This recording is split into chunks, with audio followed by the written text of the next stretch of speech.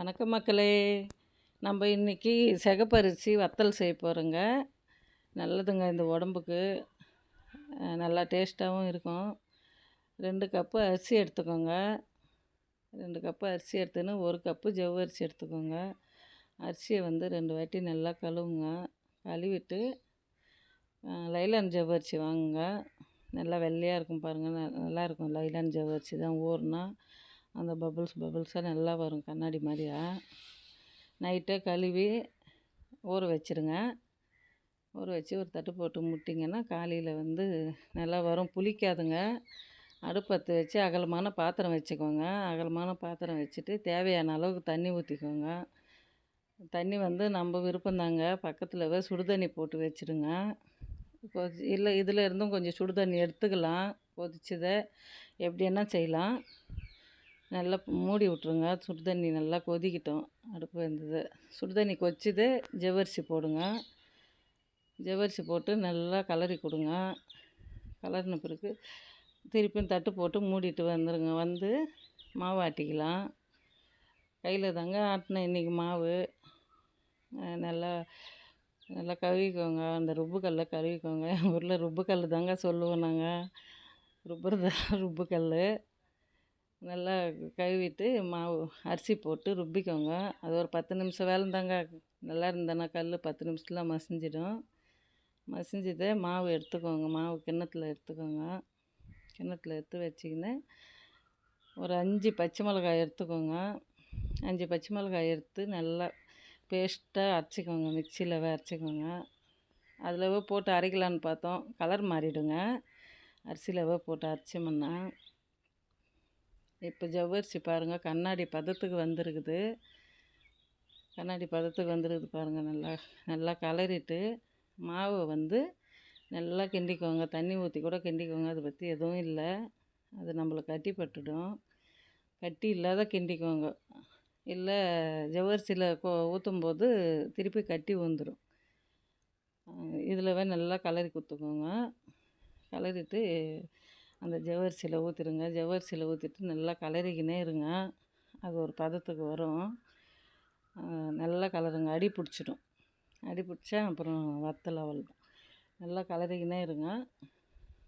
இந்த பதத்துக்கு வந்தது. பச்சை மிளகா போடுங்க. உப்பு கொஞ்சம் போடுங்க. தேவையான அளவு தான் உப்பு. ஃபஸ்ட்டில் ஊற்றணுமான்னா கலர் மாறிடும் வத்தல். எள்ளு கொஞ்சம் போட்டுக்கோங்க. நம்மளுக்கு எவ்வளோ தேவையோ கொஞ்சம் கொஞ்சமாக. ஒருத்தருக்கு எள்ளு பிடிக்காது. சீரகம், கொஞ்சம் பெருங்காயம் போட்டுட்டு நல்லா கிண்டுங்க. கலரிக்கினே இருங்க.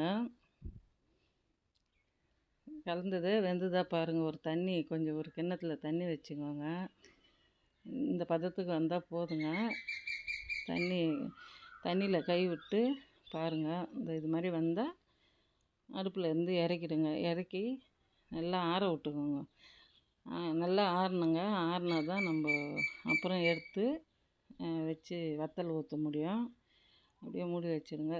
கட்டியாக இருந்தால் சுடு தண்ணி எடுத்து ஊற்றிக்கோங்க. நல்லா ரவுண்டாக ஊற்றிக்கோங்க. பெருசாக வேணும்னா பெருசாக ஊற்றிக்கலாம்.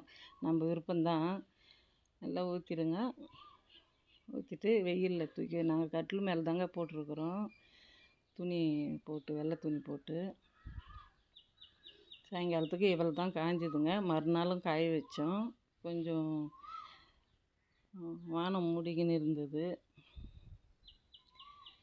அப்புறம் மறுநாள் 2 நாள் காய வச்சு 3ஆவது நாள் எடுத்து தண்ணி தெளித்து கொஞ்சம் நேரம் துணியை மூடிட்டோம்னா வத்தல் தனித்தனியாக வந்துடுங்க.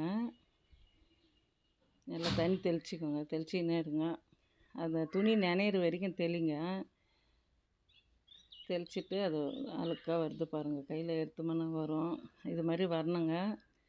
வந்ததை மொத்தம் எடுத்து ஒரு பாத்திரத்தில் போட்டுக்கோங்க.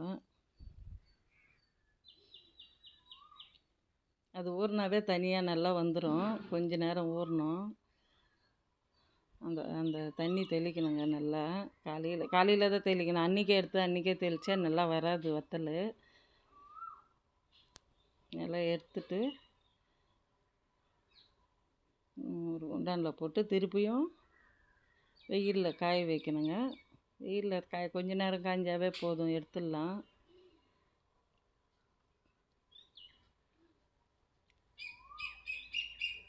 எடுத்துட்டு இதுதான் கொஞ்ச நேரம் காய போடணும். காய போட்டு காஞ்சதை எடுத்து வச்சுக்கின்னு இந்த பதத்துக்கு வரணுங்க. கடாயில் எண்ணெய் ஊற்றி எண்ணெய் காஞ்சது நல்லா காயட்டும் எண்ணெய். இப்போ போட்டு பொரித்து எடுங்க. நல்லா டேஸ்ட்டாக இருக்குதுங்க வத்தல். சூப்பராக இருக்குது வத்தல். இதே மாதிரி செஞ்சு பாருங்க. உங்கள் வீட்டில் கூட நல்லாயிருக்கும்.